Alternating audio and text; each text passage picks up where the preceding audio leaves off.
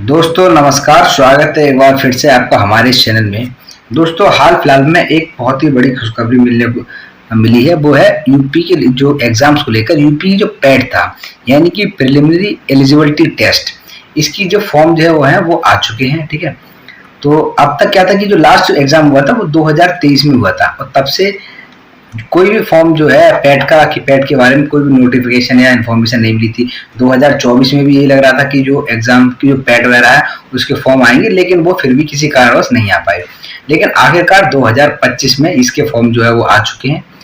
ये जो नोटिस है जो लागू किया गया है 2 तारीख को आया था। 2 मई को इसका नोटिस आया थी कि पैट के जो फॉर्म्स वगैरह भरे जाएंगे। तो इस वीडियो में हम इन्हीं सब टॉपिक्स पर जो बात करेंगे कि आखिरकार पैट क्या है, वो किन किन एग्जाम पर लागू होता है, इसकी जो ऑनलाइन डेट है और जो ऑफलाइन जो डेट है, लास्ट डेट कब है, सिलेबस क्या है, उन सब चीज़ों के बारे में इसमें हम कवर करेंगे। तो चलिए शुरू करते हैं। अब जैसे ये जो नोटिस है वो आया है 2 तारीख को, और जो एग्जाम की जो ऑनलाइन पैट जो है उसके ऑनलाइन जो फॉर्म है वो भरने की जो तिथि चालू की गई है वो 14 तारीख से है। 14 तारीख से जो फॉर्म है वो भरे जाएंगे, और लास्ट डेट इसकी रखी गई 17 तारीख, यानी 17 जून जो है इस फॉर्म की भरने की लास्ट डेट है। और यदि कोई भी एक अगर मॉडिफिकेशन करना है फॉर्म में, कोई संशोधन करना है, तो उसकी जो लास्ट डेट रखी गई है वो 24 जून रखी गई है।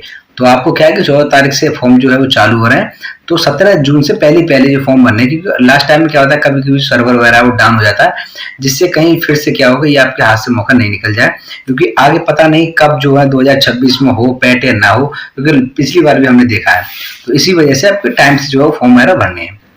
अब बात करते हैं कि पैट आखिरकार है तो है क्या। ठीक है, तो उत्तर प्रदेश का जो शासन है उसने 2020 में एक नोटिस जारी किया था, और उस नोटिस में बताया था कि उत्तर प्रदेश में जो ग्रुप सी और ग्रुप बी की कुछ जो डायरेक्ट जो भर्ती होती है उनके लिए एक पैट कराया जाएगा, यानी कि एक ऐसा एग्जाम होगा जो आने वाली वैकेंसीज के लिए क्या है कि उसमें जो फॉर्म वगैरह भरे जाते हैं उसकी छटनी करने के लिए कि एक कट ऑफ तैयार कर दी जाएगी कि जो बच्चा पैट में स्कोर करेगा और उसी की कट ऑफ के बेस पे जो है वो बच्चे फॉर्म वगैरह भर पाएंगे जो वैकेंसीज आएंगी। तो उसी को देखते हुए इस पैट को जो है वो चालू किया गया था।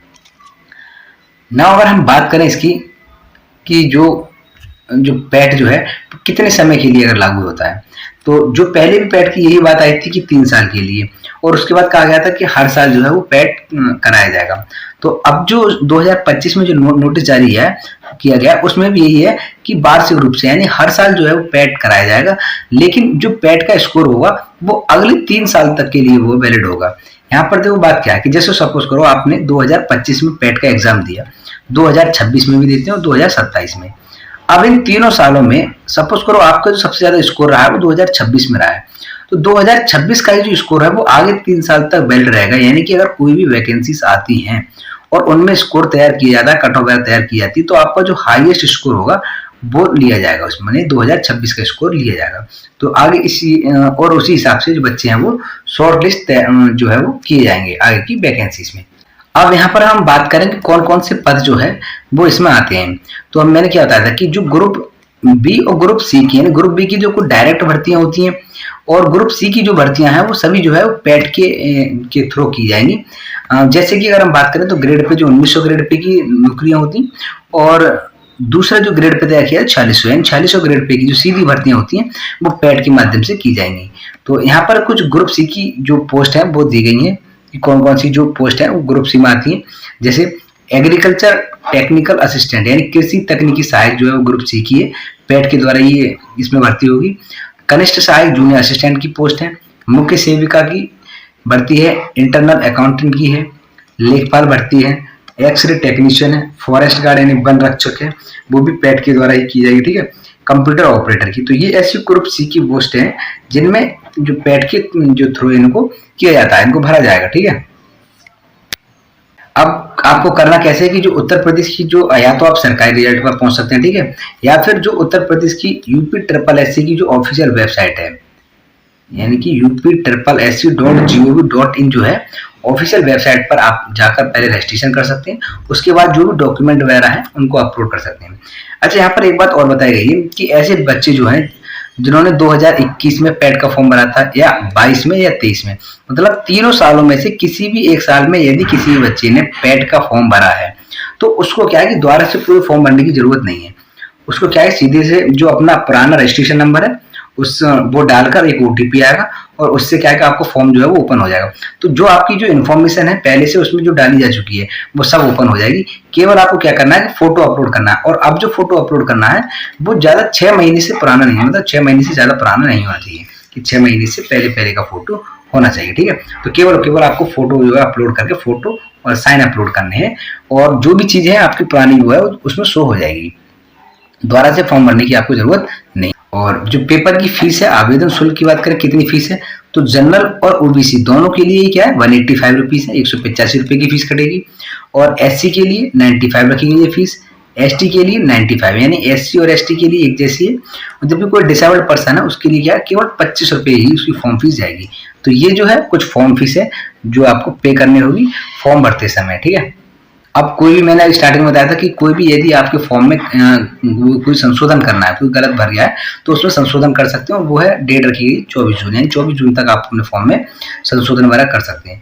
अगर हम बात करें एजुकेशन की, कि एजुकेशन कितनी है, क्या क्वालिफिकेशन जरूरी है, कितनी जरूरी है पैट के फॉर्म भरने के लिए, तो कोई भी पर्सन जो हाई स्कूल जिसने कर रखा हो, ठीक है, और हाई स्कूल क्या 2025 में वो पास आउट हो गए हो, जब वो फॉर्म भर रहा हो रिजल्ट उसका आ चुका हो।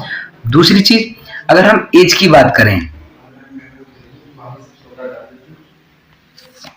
एज की बात करें तो 1 जुलाई 2025 को जो मिनिमम एज है वो रखी गई 18 साल, और मैक्सिमम एज है वो 40 साल, यानी कि 18 साल से लेकर 40 साल के जो बच्चे हैं, जो भी है एस्पिरेंट्स हैं, वो जो है फॉर्म वगैरह भर सकते हैं।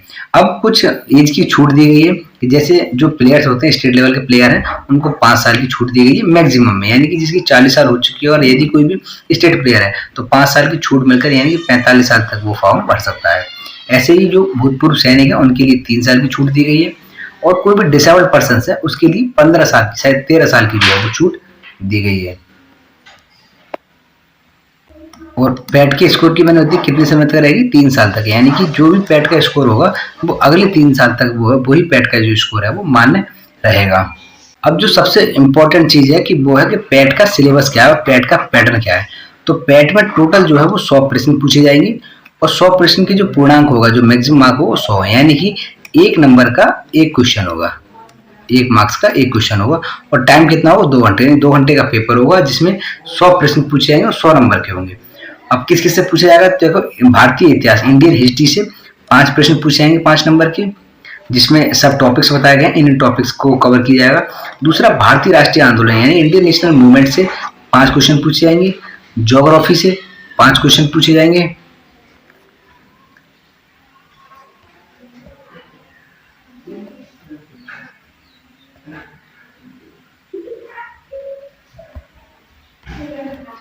इंडियन इकोनॉमी से 5 क्वेश्चन पूछे जाएंगे, ठीक है।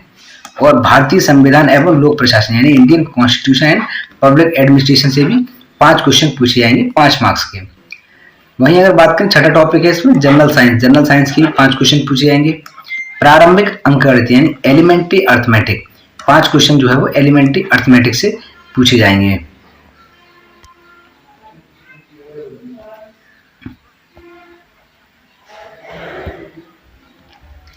जनरल हिंदी से भी 5 क्वेश्चन पूछे जाएंगे।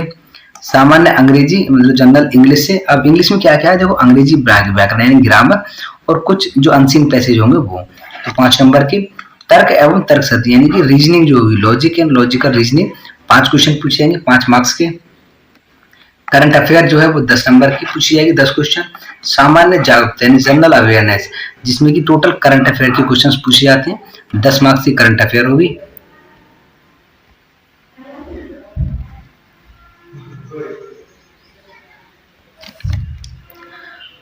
तेरहवां है अपठित हिंदी गद्यांश यानी कि जो हिंदी के अनसीन पैसेज होंगे, 5 क्वेश्चन होंगे 10 नंबर के, यानी कि 2 नंबर का एक क्वेश्चन पूछा जाएगा जिसमें कि 2 अनसीन पैसेज होंगे, ठीक है। चौथा है ग्राफ की व्याख्या एवं विश्लेषण, 2 ग्राफ होंगे 5 प्रश्न होंगे जिसमें 10 नंबर के। तालिका की व्याख्या एवं विश्लेषण यानी कि जो 2 पूछी जाएंगी तालिकाएं, 5 प्रश्न होंगे 10 नंबर के। तो इस हिसाब से 100 जो प्रश्न पूछे जाएंगे, 100 क्वेश्चन 100 मार्क्स के जो है वो होंगे। और लेवल पूछा जाए तो देखो एनसीईआरटी से ज्यादातर होगा सेकेंडरी लेवल के, यानी 10th लेवल 10th और 12th लेवल के क्वेश्चन जिसमें पूछे जाएंगे।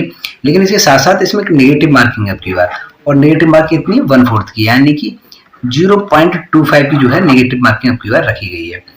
तो ये जो है सिलेबस है पैट का।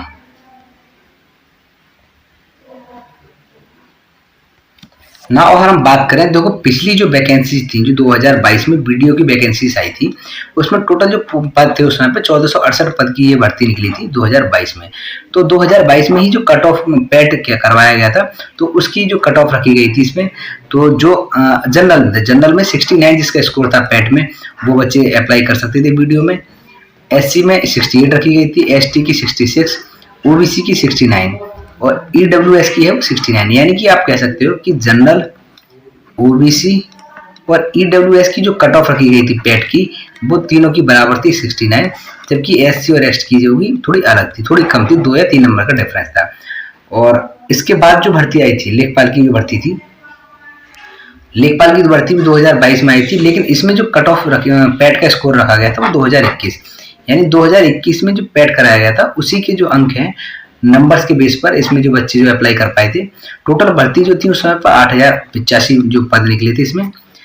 अगर हम बात करें जनरल की जो कट ऑफ रखी गई थी उस समय पे 62 थी, और अनुसूचित जाति यानी एससी की जो थी वो रखी गई थी 61, एक मिनट,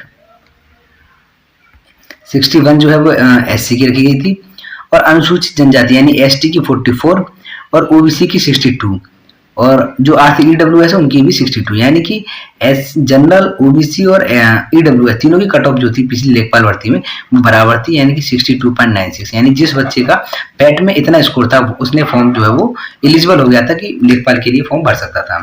ठीक है, और इसमें नीचे दिया हुआ कुछ महिलाओं की अलग से थी। ठीक है, जैसे सैन्य है, भूतपूर्व सैन्य में है, विकलांग है, स्वतंत्रता सैनिक, उनकी कट ऑफ जो है वो अलग से तैयार की गई थी।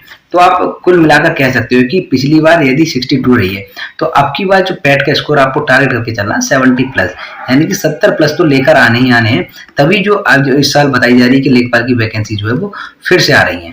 ठीक है, तो यदि अगर लेखपाल का जो स्कोर करना है तो 70+ जो है मार्क्स जो है आपको पैट 2025 में लाना ही होगा, कंपलसरी है। तो इस वीडियो में जो हमने अब तक कवर किया है वो है जैसे UP PCS, PSC, triple SC PAT क्या होता है, पैट किन किन पेपरों के लिए लागू किया जाता है, ठीक है, कितने समय तक इसकी जो स्कोर वो लागू रहेगा, ऑनलाइन आवेदन कैसे करना है, पैटर्न क्या होगा इसका, ठीक है, और पिछली जो भर्तियां आई उनमें पैट का स्कोर कितना रहा था। तो इन सब चीज़ों पर जो है इस वीडियो में हमने कवर किया है। कैसी लगी वीडियो कमेंट में जरूर बताएं, साथ ही साथ चैनल को लाइक, सब्सक्राइब और शेयर जरूर करें।